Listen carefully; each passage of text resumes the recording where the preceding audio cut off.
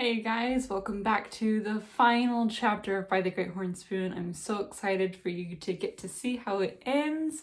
If you don't know what's going on in the book, please watch my previous videos and get caught up because you're not going to want to miss out. Alright, here we go. Chapter 18, Arrival at the Long Wharf. The following morning, Praiseworthy and Jack climbed aboard the stage for Sacramento City and were given a rousing send-off. Time was running out. Now that they had struck it rich, they had better hurry back to Boston before Aunt Arabella sold the house with all its family memories.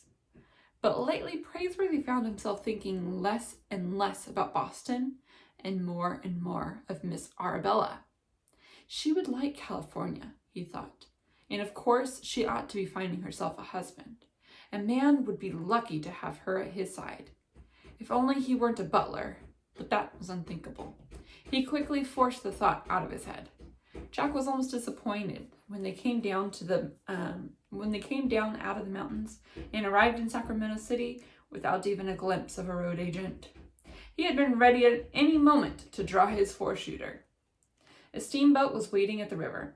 They bought tickets and went aboard with their heavy pouches of gold dust. Sacramento City drifted away behind them, and in 14 hours they would be in San Francisco. The captain, they learned, was trying to break his own speed record. 14 hours or less, he chuckled from the pilot house window. Gentlemen, hold on to your hats. The small stern wheel went charging down the river, blasting its whistle at anything that got in its way, even floating logs. Kanaka's sailors kept pitching cordwood into the furnace, and on deck, the passengers amused themselves watching the needle rise on the steam gauge. 45 pounds pressure and still rising, a miner from Poverty Hill chuckled. Why, we'll trim a full hour off the river record if we don't climb up on a sandbar first. Another passenger shook his head. It seemed to me we could be a little less steam and a little more caution.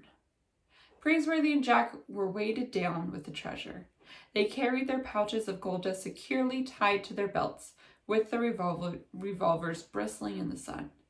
Praiseworthy lit a long 9 cigar, and they sat behind the jackstaff, watching every bend in the river approach. Fine-looking country, Praiseworthy would say from time to time. Fine-looking country, Jack would agree. He sensed how much his partner hated to leave this rough, untamed territory. No one in Boston would think of referring to Praiseworthy as bullwhip, and Aunt Arabella would put a stop to Jack's coffee drinking. But Boston was where they belonged. They were not the only miners aboard who were heading for home.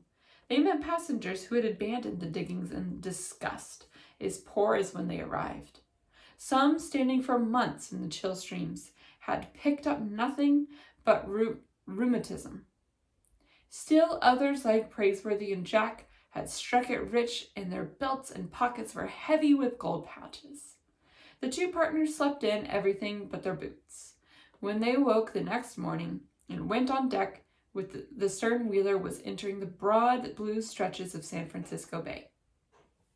The masts of hundreds of ships could be seen in the distance, clustered around the port. We might be getting ourselves passage home today, said Jack. Might, said Praiseworthy. Every day counts. We've got to reach Boston before Miss Arabella does anything foolish.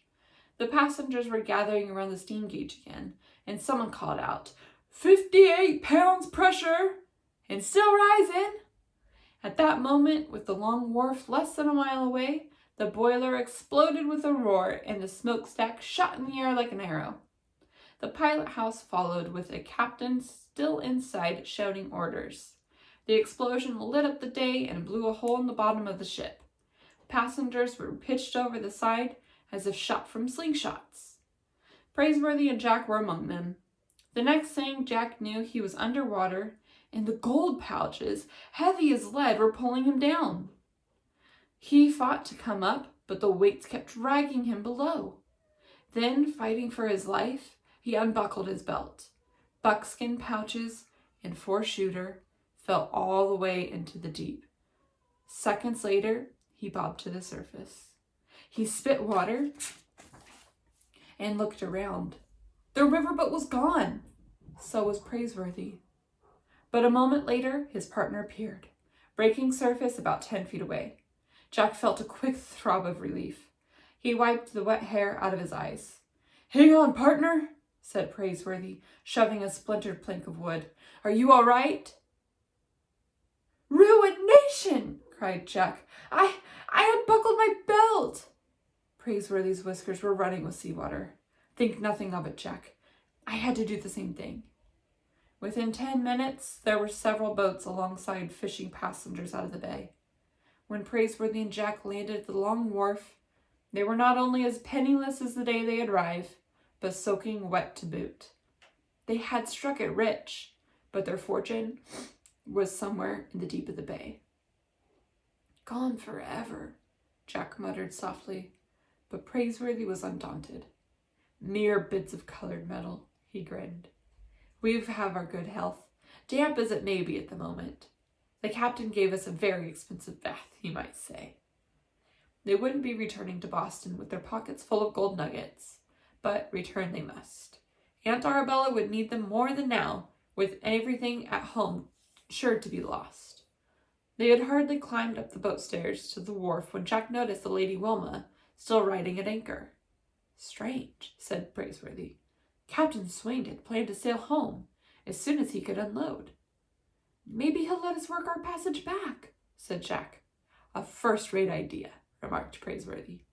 Without delaying even to dry out, they borrowed a skiff and rowed to the Lady Wilma. Once alongside, they shipped their oars, and Praiseworthy raised his hands to his mouth. "Hello!" he called. There came no answer. There wasn't even a sound from the other ships at anchor nearby. It was as if they had rowed to a graveyard of sailing vessels. Finally, they climbed aboard and looked around. "The crew's gone," said Praiseworthy. "There's not a soul on deck." "It's spooky," said Jack. Praiseworthy shouted up at the pilot house, "Captain Swain!" There was no reply, except from a cat sunning himself on a rotting mound of canvas. Soon another cat appeared. From the forecastle hatch, from when Jack looked up, he saw a cat along one of the yardarms. "There's nothing here but cats," Jack said. "Those cats from Peru." "They appear to have multiplied," Praiseworthy nodded.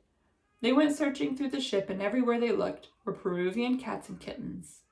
When they peered into the hold, they saw the cargo still there, waiting to be unloaded. Rats had gnawed into barrels of smoked fish, and the cats had fattened themselves on rats and fish. "What has happened here?" Praiseworthy mused. "It looks like Captain Swain has simply abandoned his ship." He scratched through his whiskers. "Left it all to these cats." A yellow kitten was winding itself around Jack's leg, and he picked it up. This morning they had pockets full of gold dust and nuggets. Now they couldn't pay their fare home. He wondered how they would ever get back to Aunt Arabella and Constance and Sarah. "Strange," said Praiseworthy again. They returned to the skiff, and Jack put the kitten in his shirt. They tied up the long wharf and walked it into town and tried to find Captain Swain. Instead, they found Mr. Azariah Jones, the Yankee trader. He was standing outside an auction tent beside a barrel of free pickles. "Confound it," he said with his hearty laugh. "I recognize the boy, but it's you behind the whiskers in the red miner's shirt." "It's me," said Praiseworthy. "Help yourself to the pickles. I've become an auctioneer. You have bad luck in the diggings?" "You might say so," said Praiseworthy. "Help yourself to the pickles. You look hungry." "Thank you, sir," said Jack. "I am." "What happened to Captain Swain and the Lady Wilma?" asked Praiseworthy. "The same thing that happens to almost every other ship that comes in here with gold fever. His crew ran out off to the diggings. Why, there are more than 200 ships out there, rotting at anchor, deserted. Captain Swain couldn't even hire enough men to unload his cargo. Finally, he just gave up in disgust and got himself a passage home. Have a pickle." "Is Dr. Buckby still in San Francisco?" asked Praiseworthy. He tried a pickle. "Not him. He got over the fever and gave up at that gold map of his. I heard he was a horse doctoring somewhere up the river. Doing fine, too. Me, I'd be doing fine if the rats don't put me out of the cheap John business. Town's full of 'em. Why, a man can hardly stand still at night without somehow beginning to get gnawed on his feet. Blame it, I just got a hold of some flour from Chile, and the rats are stealing me blind. Rats? Said Praiseworthy. Did you say rats? Remarked Jack. Mr. Azariah Jones nodded. I auctioned off a cat yesterday for $15. Cats? Said Praiseworthy. Did you say cats? Remarked Jack, pulling the kitten from his shirt. Mr. Azariah Jones clutched the kitten as if it were a nugget of gold. Praiseworthy gave Jack a wink and looked at Mr. Azariah Jones squarely in the eye. Why, I can safely say that Jack and I can supply you with an unlimited supply of ratting cats. Just provide us with a couple of bags and we'll be back. The cat auction drew such a crowd that the street was almost blocked. Every storekeeper needed a ratter, and the bidding was spirited. Midway through the auction, the signal on the telegraph hill announced the arrival of a sailing vessel, but hardly a soul left the auction. By late afternoon, Praiseworthy and Jack had a clink of gold pieces in their pockets. Their share of the cat money ran to almost $400. They wandered toward the long wharf to see about passage home. The sailing vessel had dropped anchor, and now passengers were coming ashore. Suddenly, Jack stopped. He saw a young girl in the dark traveling dress that reminded him of his sister Sarah. Beside her was a taller girl who reminded him of his sister Constance. Besides them was a woman in a straw hat and green eyes who looked exactly like Aunt Arabella. It was Aunt Arabella. Jack could barely believe his eyes, and then he realized that even Praiseworthy had stopped in his tracks. But the women and two girls passed by them as if they were total strangers. Sarah! Jack cried out. The smallest girl turned. Constance! Jack exclaimed. The other girl turned. Miss Arabella! Said Praiseworthy. The woman turned. And then suddenly, despite the disguise of jack boots, the rough red miner shirts, and the slouch hats, she recognized her nephew and the butler, who had left Boston so many months before. Jack! Jack, dear Jack! Cried Aunt Arabella. There was a shout of joy, and they rushed back towards each other. Jack was engulfed in arms. Praiseworthy stood at a slight distance behind, and then wiping an eye with her handkerchief, Aunt Arabella straightened and smiled and said, Hello, Praiseworthy. Hello, Miss Arabella. You're so changed, both of you. Yes, miss. I'm delighted to see you, Praiseworthy. I'm astonished to see you, Miss Arabella, and Miss Constance and Miss Sarah. Suddenly, they were all talking at once. We sold the old house, said Constance. Soon as we could, said Sarah. It was so big and full of musty old memories, Aunt Arabella said, smiling now. When we discovered Jack's note on the tea service that the two of you were running away to California, the girls and I couldn't wait to follow you. It was time to rid ourselves of that old house. It's of the past. It's like being free of a curse. Let me look at you. Did you find gold? Sarah blurted out. Plenty of it, Jack said proudly. And I drink coffee now. Coffee? Exclaimed Constance. They call me Jamocha Jack in the diggings. How dreadful, Aunt Arabella laughed. She turned back to Praiseworthy, regarding him with a green-eyed twinkle. And what do they call you? Bullwhip, miss. How fearful. What happened to your black hat and coat and umbrella? Gone. If clothes make the man, as they say, Miss Arabella. I suppose I'm a miner now. Perhaps it's time to shed the past myself.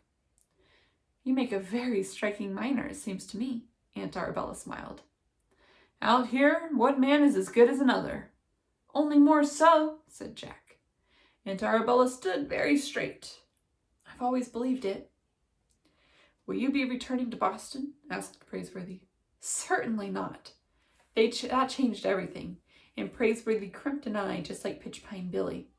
Then he scratched through his whiskers.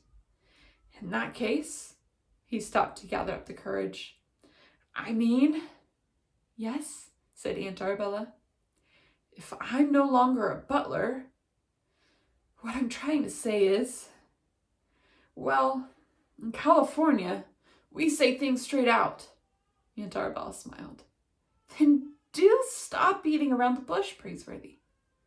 You see, yes, I mean, women are scarce out here, Miss Arabella. Before you can walk a block, you're going to have 10 proposals of marriage. How delightful. What I mean to say is, yes, he cleared his throat.